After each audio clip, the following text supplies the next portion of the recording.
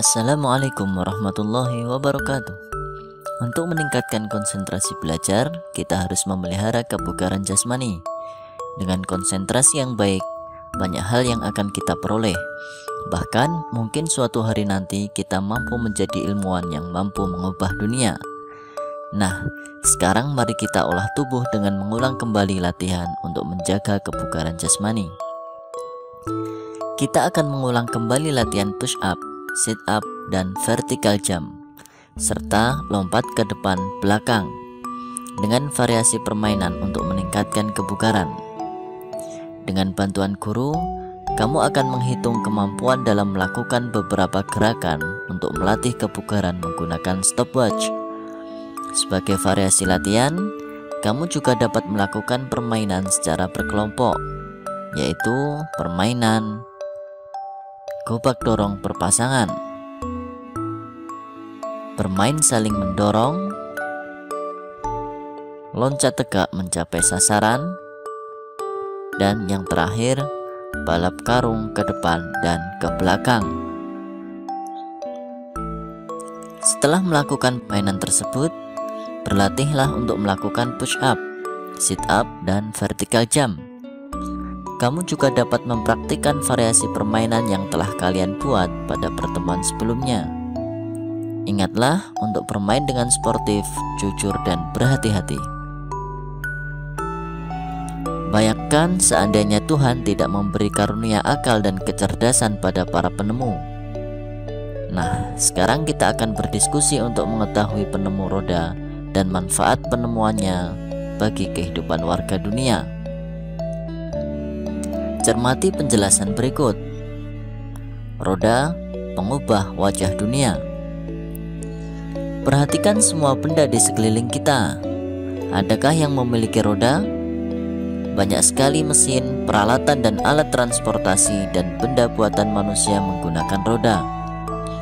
Roda merupakan salah satu penemuan terbesar manusia yang membuat semua pekerjaan menjadi lebih mudah. Awalnya roda dibuat oleh ahli menggunakan mesin pemintal.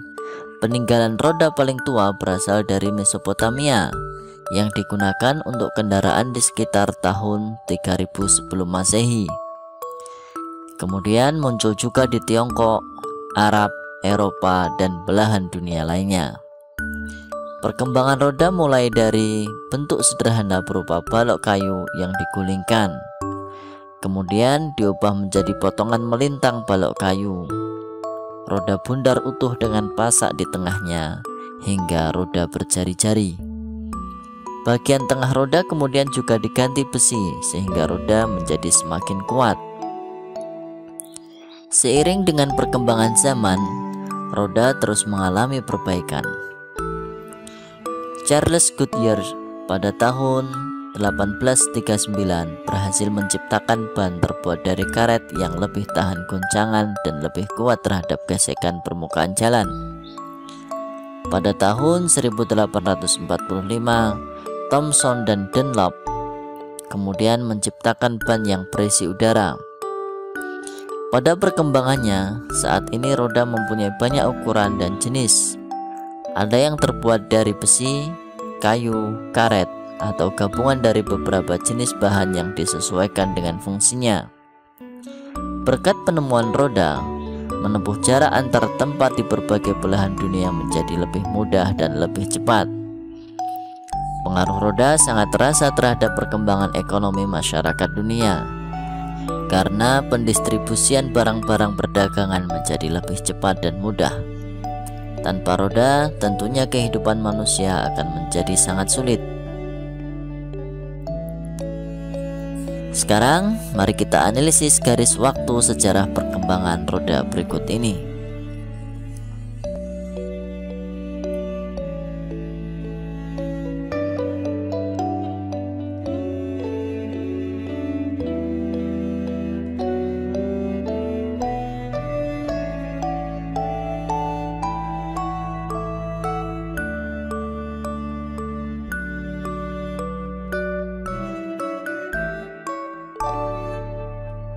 Apakah teks roda pengubah wajah dunia termasuk ke dalam jenis teks eksplanasi ilmiah?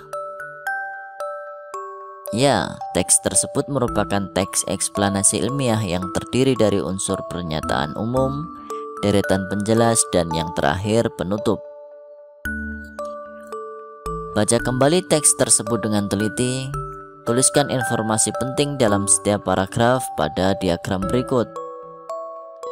Paragraf pertama yaitu topik masalah. Roda merupakan satu di antara penemuan terbesar manusia yang berdampak positif, di mana semua pekerjaan menjadi lebih mudah. Kemudian paragraf kedua, deret penjelas. Peninggalan roda paling tua berasal dari Mesopotamia yang digunakan untuk kendaraan di sekitar tahun 3000 sebelum Masehi. Peninggalan roda tertua berasal dari Mesopotamia. Perkembangan roda dimulai dari balok kayu yang digulingkan, kemudian berkembang menjadi potongan melintang balok kayu. Roda bundar utuh dengan pasak di tengahnya. Roda kayu berjari-jari hingga menjadi roda sempurna berbahan besi yang kuat. Selanjutnya paragraf 3, deret penjelas.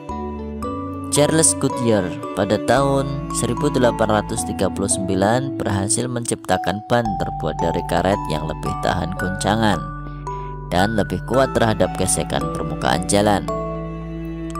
Pada tahun 1845, Thomas dan Dunlop kemudian menciptakan ban yang berisi udara. Selanjutnya paragraf keempat, yaitu berisi tentang kesimpulan dan pesan atau pendapat pribadi penulis. Pengaruh roda bagi kehidupan manusia, bahkan perkembangan ekonomi karena pendistribusian barang-barang perdagangan lebih mudah. Bagaimana tanggung jawab para penemu tersebut sehubungan dengan penemuannya? Apakah mereka bertanggung jawab atas hak yang telah mereka dapatkan? Ayo temukan jawabannya. Ingat kembali arti hak dan kewajiban yang telah kamu pelajari pada hari sebelumnya. Selanjutnya, mari kita jawab pertanyaan-pertanyaan berikut. Yang pertama, sebutkan beberapa macam hak yang dimiliki oleh para penemu tersebut. Kebebasan berkarya dan hak mengembangkan penelitiannya. Yang kedua, apakah mereka telah mendapatkan haknya? Jelaskan. Ya, mereka telah mendapatkan haknya. Karena ada kebebasan berkarya, kemudian mereka mendapatkan pengakuan sebagai ilmuwan yang menemukan roda. Soal yang ketiga, apa manfaat hak tersebut bagi mereka? Mereka dikenal sebagai penemu yang berjasa bagi kehidupan manusia. Soal yang keempat, apakah mereka telah bertanggung jawab terhadap hak yang telah mereka dapatkan? Jelaskan dan berikan contoh. Ya, mereka telah bertanggung jawab terhadap hak yang telah mereka dapatkan, karena mereka menggunakan hak mereka untuk memberikan manfaat bagi orang banyak. Mereka juga bertanggung jawab terhadap penemuannya dan mengembangkannya.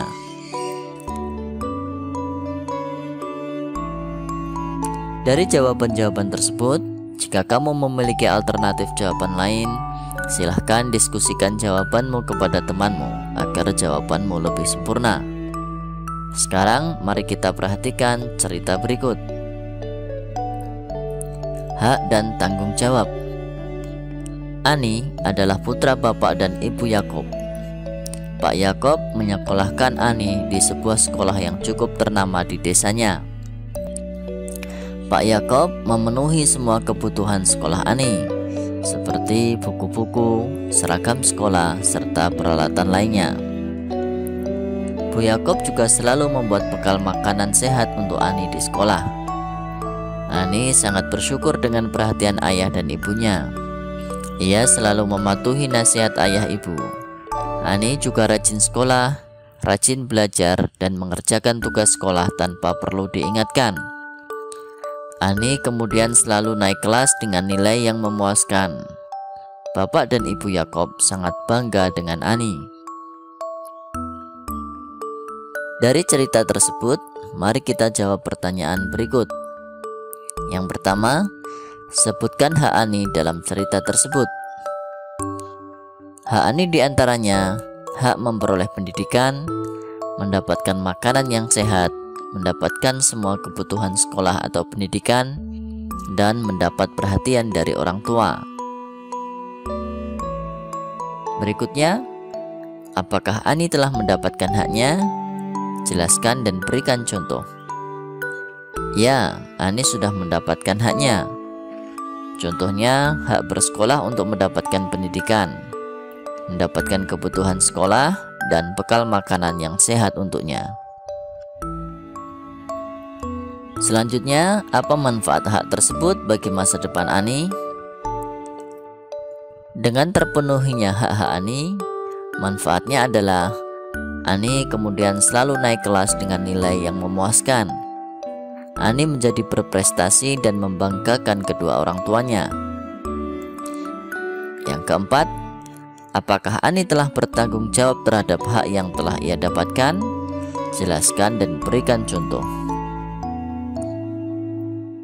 Ani sudah bertanggung jawab. Contohnya, Ani selalu mematuhi nasihat orang tua, rajin sekolah, rajin belajar, dan mengerjakan tugas. Yang kelima, apa yang akan terjadi jika Ani tidak bertanggung jawab terhadap haknya? Jelaskan dan berikan contoh. Jika Ani tidak bertanggung jawab, Ani bisa mendapatkan nilai jelek dan tidak naik kelas. Orang tuanya pun menjadi kecewa dan masa depannya tidak sesuai harapan. Selanjutnya, mari kita susun diagram tentang hak serta tanggung jawab Ani terhadap hak tersebut. Hak Ani diantaranya mendapatkan pendidikan, mendapatkan makanan yang sehat, mendapatkan perhatian orang tua. Manfaat hak tersebut adalah diantaranya bisa naik kelas dengan nilai memuaskan, menjadi siswa berprestasi, serta membanggakan orang tua. Kemudian dampaknya jika Ani bertanggung jawab terhadap haknya, maka Ani akan menjadi orang yang berpendidikan, membanggakan orang tua, dan dapat mencapai cita-cita.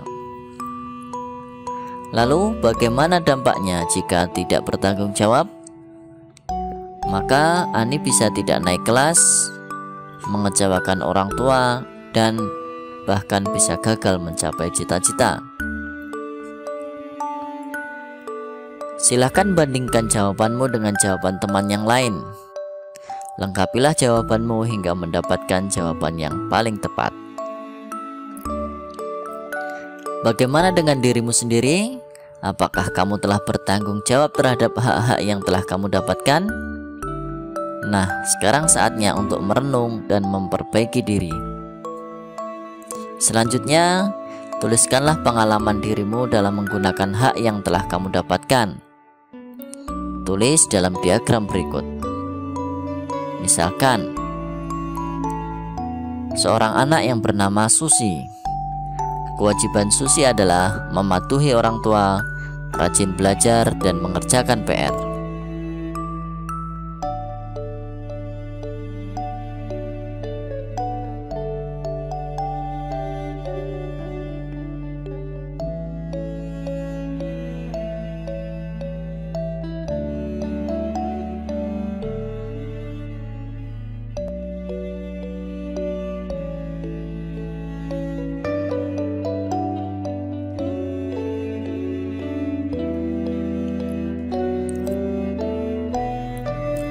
Cukup sampai di sini pembelajaran kita kali ini. Sampai jumpa pada pembelajaran selanjutnya. Tetap ceria dan semoga sehat selalu. Wassalamualaikum warahmatullahi wabarakatuh.